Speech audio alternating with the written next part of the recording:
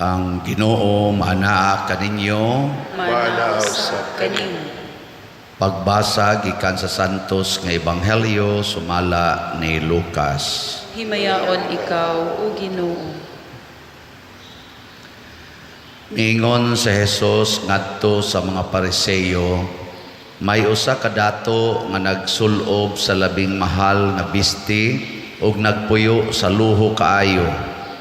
Nagpuyo nga luho kaayo. May usa-usab ka kabos nga ginganlag Lazaro kansang lawas na lukop sa mga nuka ug pagadad-on siya ngadto sa pultahan sa balay sa dato base na lang makakaon siya sa mga mumho nga mga tagak gikan sa lamesa sa dato ug bisan ang mga iro manuol ug motilap sa iyang mga nuka. Unya namatay si Lazaro ug gidala sa mga anghel ngadto sa kiliran ni Abraham didto sa kumbira sa langit. Ang dato usab namatay ug gilubong ug nagantos pag-ayo didto sa Hades or impyerno. Unya miyahat siya sa iyang ug iyang nakita si Abraham didto sa layo ug si Lazaro sa tupad niya. Busa misinggit siya ngadto kang Abraham, amahan, kaluy intawon ako ug ipadala si Lazaro diri aron itunlob ang iyang tudlo sa tubig ug pabugnawan ang akong dila kay nagantos ako pag-ayo sa kainit niining kalayo. Apan si Abraham itubag, anak, hinumdumi nga sa didto ka pa sa kalibutan nabuhong ka sa tanang maayong butang samtang si Lazaro lunlon lamang dautan ang nahiaguman. Apan karon malipayo na siya diri samtang ikaw diha nagantos. Gawas pa ni ana ay lawom nga bungaw nga nagulang kanato aron kadtong buot mo tabok nganha kanimo gikan diri dili makahimo ni ang anaa diha makatabok ngari kanamo.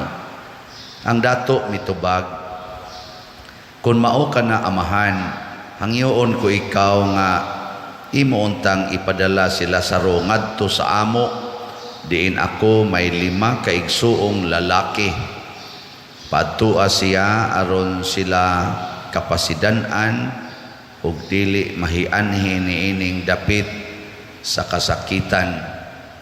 Si Abraham miingon, ato adidto si Moises ug ang mga propeta nga magpasidaan kanila.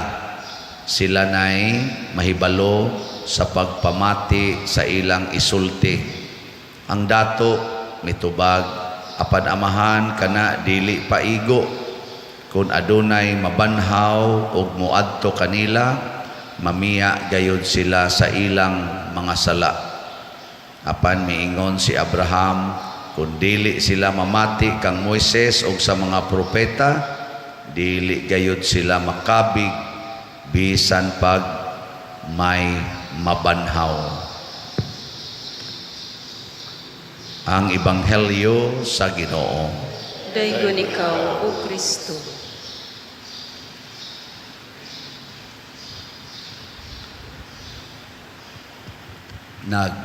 Hatag ang atong mga pagbasa karon labi na ang Ebanghelyo o unsa gyud di ay ang kinaiyas Ginoo. Mga maglibog ta usahay nga naay mga tao nga buutan pero nagantos. Naa say mga taong buangon pero haruhay. Makaana ta ba? Nga unsa man ning Ginoo di man iya balanse.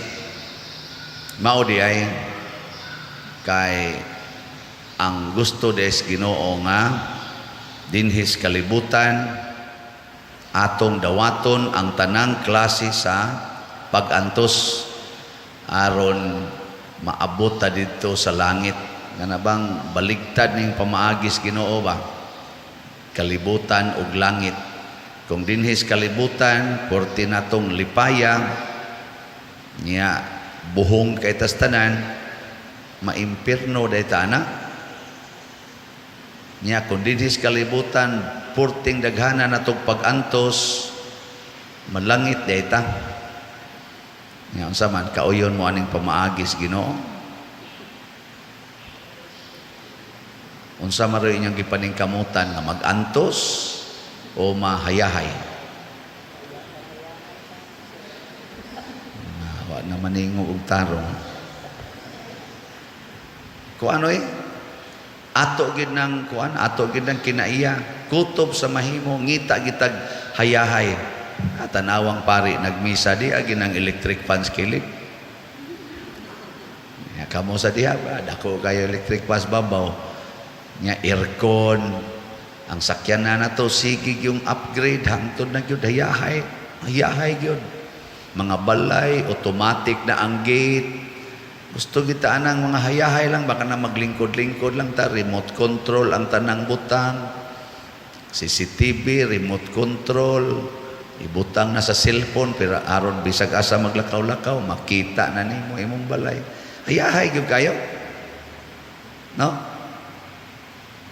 Tagurha ka buok cellphone, usa para sa asawa, usa para sa opisina.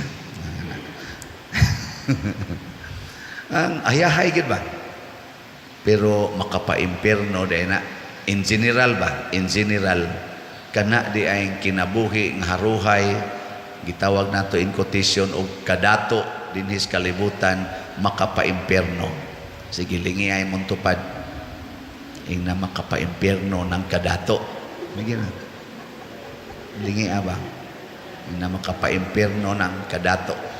Kay ugway mo pahinomdom na to ani basin unya ba matod pas dato amahan kung di gid na katabok si Lazaro diri nako diri aring impierno paulialan na dito sa amo kay tuwa pa ko'y 5 ka igsuon nga pareha sad nako og kinabuhi may na lang mapasidan-an to sila dili to sila mapunta diri nitubag sad si Abraham dili gyud na mahitabo nga mutuo sila basta na ay patay nga mabuhi kay kanis Lazaro og mabuhi nigbalik sa kalibutan tilapan ra gyapon is iro nya kinsa may mutuo anang tao nga gitilapas iro ang nuka na puno ang lawas sa nuka kinsa may mutuo ana lisod magimog tuo suwaling padersiano nawa ginainuka kaayo.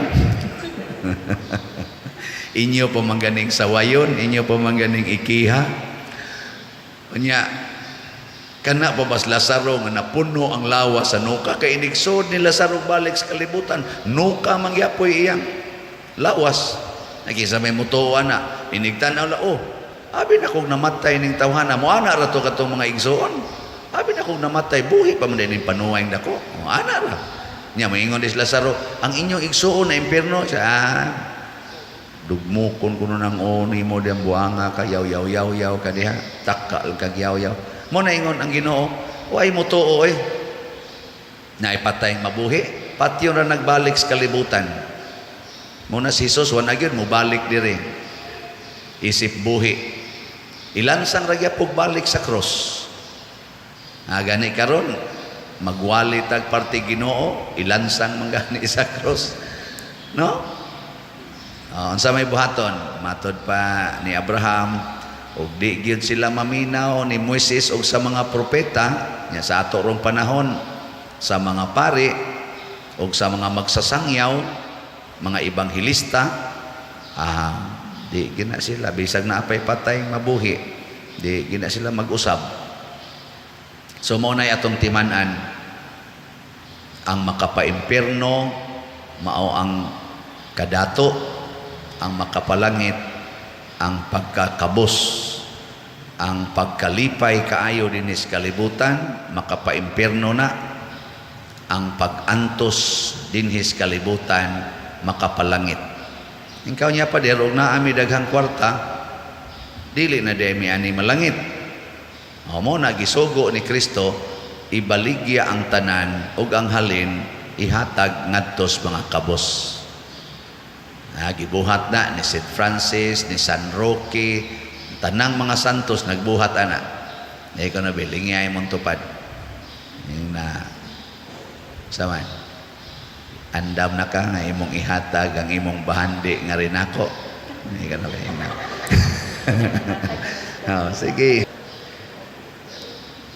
Ingka di sa tingali na daghang kay mo rason ani di sa tingali na tinuod pa diroy nga ibaligya gyud di man na literal kuan lang ba kanang basta lang gud ka manggiloyon ka dili gyud tinuod gyud na literal man o dili literal tinuod gyud na nga ngato yung buhaton ang bahandi ipanghatag gyud ang tanan.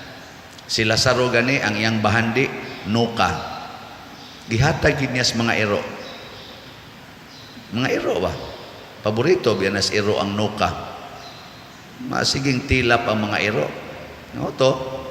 Nauna gyud kamatay si Lazaro kay nakuan man tos rabies sa iro kay kuan man na kanang open wound ko na niya siging tilap ang mga iro.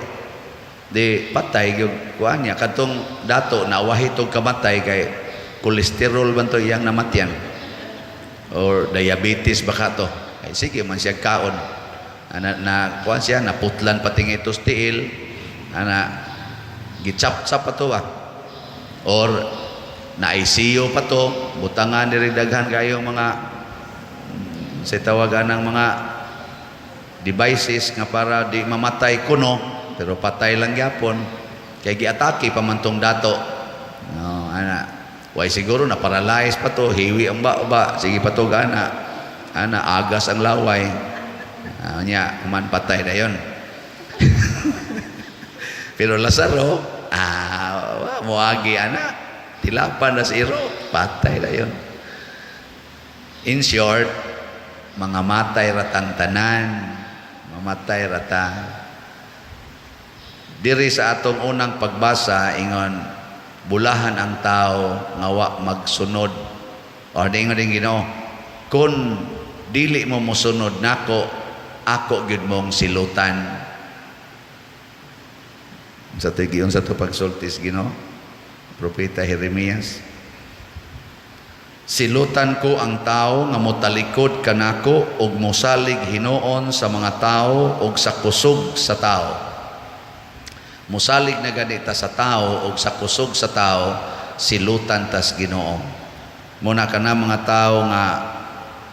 tao ba nga nagsalig sa ilang kaugalingon matud pa ni Kristo o matud pa sa unang pagbasa mura ra gid na sila kupong-kupong dito sa kamingawan di gyud mamunga mura sad na sila og tanom nga gitanom sa parat nga yuta di gyud kapamunga pero ang tao kuno nga magsigig sunod sa iyang sugo iyang panalanginan mura kunog kahoy nga gitanom daplin sa sapa di maguol kung ting-init labaw nagting-uwan sige ra gyud na siya pamunga sigig panahon nindot kayo ni nga imagery kay klaro man gid ni sa atong kinabuhi tanawag magsalig ka sa imong kwarta tanawa imong naong mura og kupong-kupong uga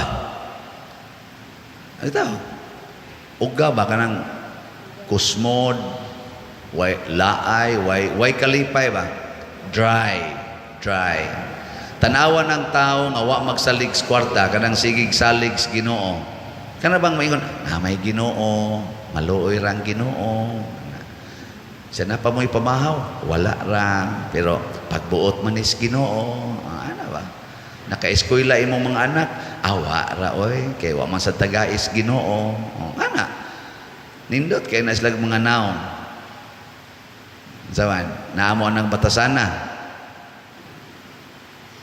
adi mo wa mo oy ang kasagaran ang mga anak ipa-eskwela tagaan yung dagko kayong baon makigkumpit gid ato mga bright makiglalis pas principal nganong salutatorian rang akong anak nga valedictorian man unta ni ana makigbugno gyud sa maestra No?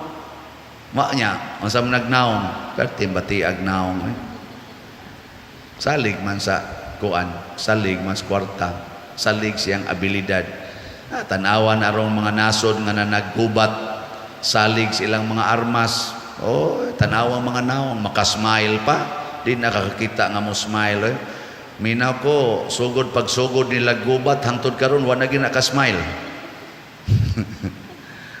Ay, usahan pa man yung pagpahiyo man na siging ginubatay niya, daghang i-report ni mo, tuwan na sa'y namatay dito, tuwan na sa'y nabungkag, nailog na dito, nabungkag na dito, sige, pisti, animal. Ay, kada din mga tao di ay nga, nagsalig sa iyang gahom, siging kiha na mga yuta, kanang nagkiniha ay, ni smile din na ay nagkiha dito nga inighiring. Ako, mahal nga ho, is kining akong gikiha mo, ana? Kusmod kay gnaon. Ako, mahal, kani siya. Mangisog na sila. Hastang abogado, mag-inisog sana. Tagsara kayong abogado, mag-smile, inighiring. Inig-ana na, interpolisyon. Maglalis-lalis na sila. Asa kita abogadong ga-smile. Ingnon kasi mong kliyente, buang madagang abogaduha ka, imo lang kong gipahiyong-pahiyuman. Inisog diha, awaya ng huwis, awaya ng away gyud mo lagi ang kupong-kupong. Yan ingon sa nasa salmo, bulahan ang tao nga naglaom sa Ginoo kanang wa magsunod sa tambag sa dautan. Wa magsunod sa tambag sa dautan. Kung moingon ko ninyo pamalit mog slat, unsa man na tambag na nga dautan o maayo? Musunod mo ana. Niyag mo ingon ron ang imong hunahuna ay sagpalit kay ipalit na og kuan bag-ong sakyanan or bag-ong cellphone or blow out sa na dito kaon-kaon sa restaurant. Unsa man ang tambaga, maayo o dautan? Ha? Ipalit sa na og kanang pagkaon. Ay dugay na mo kayong wa kakaon og crispy pata. Malit mo ana. Sama na, maayo na o dautan? Kamaayo ana. Kamaayo ana. Pero kinsa may gatambag ni mo ana? Kinsa gatambag ni mo ana? Ang imong lawas o ang imong kalag? Kung lawas gani ang imong gatambag ana, ayaw salig kay tao ra na. Ayaw salig. Pero kanang pagpalit og slat or paghatag anang mga kabos nga mga tao, ang nagtambag ana ang Espiritu Santo. Mao ginay sunda. Ayaw nang ingon nga para ni si imong kaugalingon, para ni si imong kaugalingon. Tao ra na ang nagtambag ana.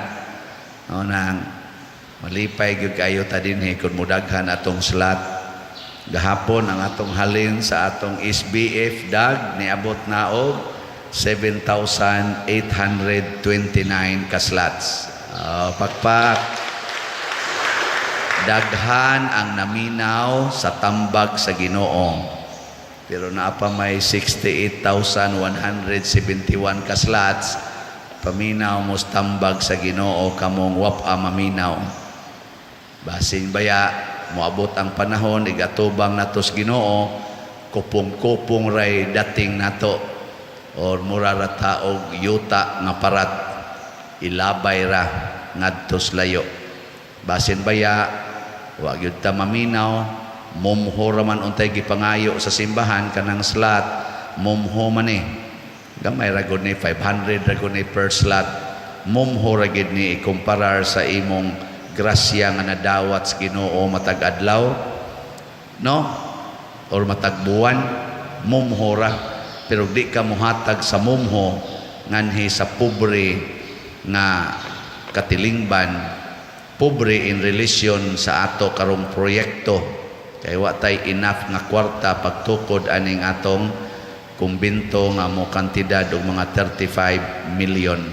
Pero kung kitang tanan manghatag og mumho, basin og mahimo ning 12 kabukag nga pahan or pagkaon. Unang atong gilauman. So panghatag na mo mumho or slat aron nga dili mo magsigig pangayo og to sa tubig dito sa impyerno. Wa na ra bagay mo hatag. Pero manghatag mo rog mumho, katong dato nang hatag patog mumho ni Lazaro, ana magkuyog ito sila dito sa kumbira sa langit. Sige, katong manghatag og mumho, padayon tas misa.